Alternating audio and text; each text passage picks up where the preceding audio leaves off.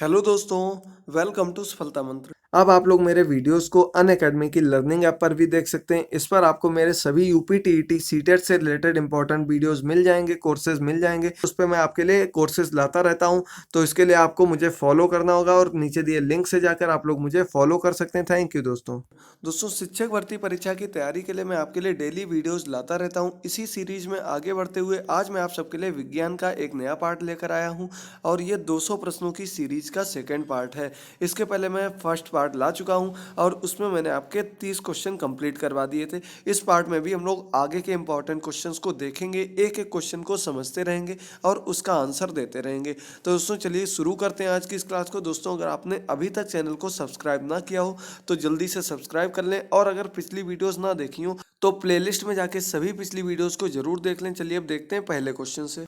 तो दोस्तों सबसे पहला क्वेश्चन है, अल्फा पार्टिकल खाली स्थान होते हैं।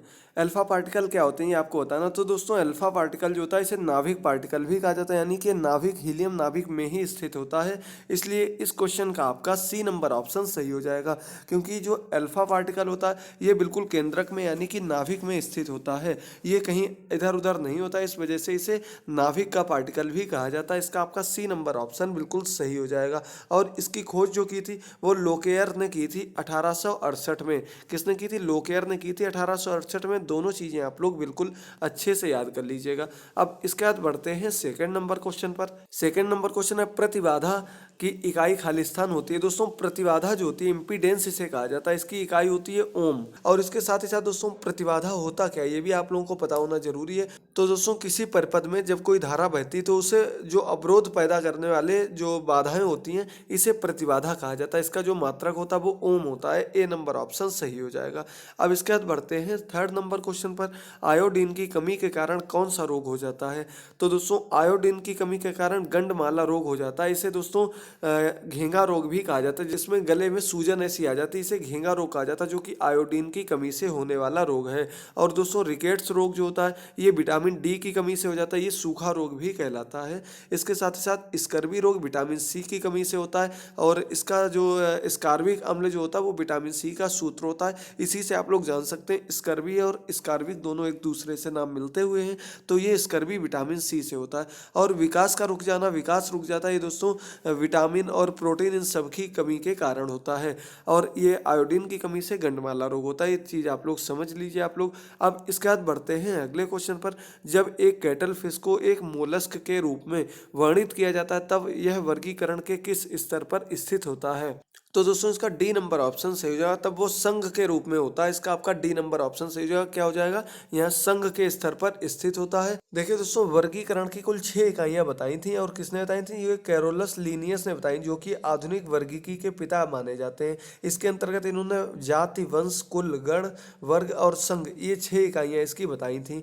और इसके अंतर्गत दोस्तों जो कैटल फिश को मोलस्क के रूप में किया जाता तो ये संघ के अंतर्गत आ जाता है। इसके बाद अगला क्वेश्चन है, सख्त कोयला जो थोड़ा वाष्पशील पदार्थ युक्त है इसे खालिस्तान कहा जाता है। क्या कहा जाता है? तो दोस्तों ये एंथ्रेसाइट कहलाता है। एंथ्रेसाइट कोयला जो होता है सबसे अच्छा कोयला माना जाता है। इसमें जो कार्बन होता है वो 80 से 95% होता है और 2 से 5% तक जल होता है। और इसके अलावा विटुमिनस लिग्नाइट ये भी कोयले के रूप है, लेकिन जो सबसे सख्त और वाष्पशील कोयला होता है ये एंथ्रेसाइट कोयला होता है, सबसे अच्छा माना जाता है। इसकी पहचान करने को अगर आपसे पूछा जाए तो इसमें जो कोयले का काला रंग होता है, कोयले को हाथ में उठाने पर ये काला रंग हाथ में नहीं लगता है, इससे आप लोग पहचान सकते हैं ये एंथ्रेसाइट कोयला है। इसके बाद अगला क्वेश्चन है, मानव जाति की सुनने की सीमा खालिस्तान है। तो दोस्तों हम लोगों के सुनने की सीमा जो होती है 20 हर्ट्ज से 20,000 हर्ट्ज तक होती है। इसका आपका डी नंबर ऑप्शन सही हो जाएगा। और इसके साथ ही साथ अगर आपसे डीबी में पूछा जाए तो दोस्तों ये 80 से 90 डीबी तक की ध्वनि जो होता है ये मनुष्य सुन सकता है। सहन करने की क्षमता मनुष्य के अंदर होती है 80 से 90 डीबी तक की, लेकिन इससे भी श्रवण क्षमता पर प्रभाव पड़ता है और कान के पर्दे खराब होने लगते हैं। अब इसके बाद अगला क्वेश्चन है, पानी के टरबाइन का आविष्कार किसने किया था? तो दोस्तों पानी के टरबाइन का आविष्कार वेनोइड फोर्नी रोन ने किया था। इसका आपका डी नंबर ऑप्शन बिल्कुल सही हो जाएगा। इसके अलावा दोस्तों ये देखिए इसमें फर्मी लिखा हुआ है, तो फर्मी ने किसका आविष्कार किया? फर्मी ने किया था परमाणु भट्टी का आविष्कार, ये भी बहुत ही इंपॉर्टेंट है। और इन्होंने टरबाइन का आविष्कार 1834 में किया था। ये दोनों चीजें आप लोग याद रखिए, फर्मी वाला भी जरूर याद रखिए, परमाणु भट्टी का आविष्कार किया था, ये भी कभी कभी पूछ दिया जाता है। अब इसके बाद बढ़ते हैं अगले क्वेश्चन पर। तो दोस्तों अगला क्वेश्चन है, किसी लहर की खाली स्थान उस लहर की यात्रा की दिशा में लंबवत प्रति इकाई क्षेत्र में ऊर्जा के हस्तांतरण की दर को क्या कहा जाता है? तो दोस्तों इसे तीव्रता कहते हैं, कि किसी लहर की तीव्रता उस लहर की यात्रा की दिशा में लंबवत प्रति इकाई क्षेत्र में ऊर्जा के हस्तांतरण की दर को कहा जाता है। इसका आपका सी नंबर ऑप्शन बिल्कुल सही हो जाएगा। अब इसके बाद अगला क्वेश्चन है, कौन सी कोशिकाएं पौधे के विभिन्न अंगों को जन्म देती हैं और पौधे को बढ़ाने में मदद करती हैं? तो दोस्तों ये मेरिस्टेमेटिक कोशिकाएं कहलाती हैं, ऊतक भी होते हैं इसी नाम से, और इनका कार्य जो होता है ये विभिन्न अंगों को जन्म देना और पौधे की वृद्धि में सहायता करना होता है। इसके साथ ही साथ इन्हें विभाज्योतकी ऊतक भी कहा जाता है, विभाज्योतकी कोशिकाएं भी कहा जाता है, याद रखिए आप लोग। अब इसके बाद बढ़ते हैं अगले क्वेश्चन पर। प्लास्टिक की बोतलें एक बहुलक की बनी होती हैं जिसे पीईटी कहा जाता है। पीईटी का विस्तारित रूप क्या होगा? तो दोस्तों बहुलक के रूप में जब पीईटी का विस्तारित रूप यानी कि फुल फॉर्म पूछा जाता तो इसका ए नंबर ऑप्शन सही हो जाएगा। पॉलीइथिलीन टेरिफ्थलेट इसे कहा जाता है, इसका आपका ए नंबर ऑप्शन बिल्कुल सही हो जाएगा। अब इसके बाद बढ़ते हैं अगले क्वेश्चन पर। अब अगला क्वेश्चन है दोस्तों, एफएम रेडियो का आविष्कार किसने किया था? तो एफएम रेडियो का आविष्कार एडविन हार्वर्ड आर्मस्ट्रॉन्ग ने किया था, इसका ए नंबर ऑप्शन सही हो जाएगा। दोस्तों निश्चित मान के चलिए लगभग 1 या 2 नंबर के आविष्कारक जरूर पूछे जाएंगे। तो जो चीज मैं आपको पढ़ा रहा हूँ बिल्कुल सिलेक्टेड इंपॉर्टेंट क्वेश्चंस लेकर आ रहा हूँ, इन सभी क्वेश्चंस को समझते रहिए और याद जरूर करते रहिए। साथ में ही अब इसी वजह से सिर्फ मैं आपको जो आंसर होता वही बताता हूँ कि आप लोगों का टाइम भी कम वेस्ट हो, और काफ़ी लोग कह रहे थे कि आंसर बताने से सुनने से ही याद हो जाता है। तो दोस्तों इसी वजह से आप लोग सुनते रहिए और मैं आपको आंसर बताता रहूँगा, याद करते चल रहिए, क्योंकि रिवीजन का इतना टाइम आपको नहीं मिल पाएगा। अब सिर्फ और सिर्फ आपके पास 20 दिन का समय बचा हुआ है। तो अब इसके बाद अगला क्वेश्चन है, सुपरपोजिशन के सिद्धांत के अनुसार खाली स्थान के संदर्भ अंतरिक्ष में मैक्सिमा और मिनिमा के क्षेत्रों का उत्पादन करने के लिए 2 या 2 से अधिक सुसंगत तरंगों के एक दूसरे के ऊपर रखने से होता है। इसे एक दूसरे के ऊपर रखने से क्या होता है? इसका आपका ए नंबर ऑप्शन सही होगा। इसे हस्तक्षेप कहा जाता है दोस्तों। तो क्या हो जाएगा, दोबारा पढ़ के देख लीजिए एक बार, कि सुपरपोजिशन के सिद्धांत के अनुसार हस्तक्षेप के संदर्भ अंतरिक्ष में मैक्सिमा और मिनिमा के क्षेत्रों का उत्पादन करने के लिए 2 या 2 से अधिक सुसंगत तरंगों के एक दूसरे के ऊपर रखने से होता है। यानी कि हस्तक्षेप जो होता है वो एक दूसरे के तरंगों के ऊपर रखने से होता है। इसके बाद अगला क्वेश्चन है, दुनिया का सबसे बड़ा खिलने वाला फूल कौन सा है? इसका नाम है रिफ्लेसिया अर्नोल्डी, इसका सी नंबर ऑप्शन सही हो जाएगा। और दोस्तों ये इंडोनेशिया में सबसे पहले खोजा गया था, वर्षा के वन जो वहाँ पर होते वहीं पर प्राप्त हुआ था। ये इंडोनेशिया के 3 राष्ट्रीय फूलों में से एक है, और इसका नाम अर्नोल्डी इसलिए पड़ा क्योंकि ये अर्नोल्ड ने इसकी खोज की थी। ये इसका वैज्ञानिक नाम भी कहा जाता है रिफ्लेसिया अर्नोल्डी, इसका सी नंबर ऑप्शन सही हो जाएगा। अब इसके बाद अगला क्वेश्चन है, खाली स्थान सीमेंट के जमने की दर को घटाता है। तो दोस्तों ये तो आप सभी लोगों ने पढ़ा होगा लगभग 9th क्लास में, ये बहुत ही इंपॉर्टेंट चैप्टर्स में से एक है।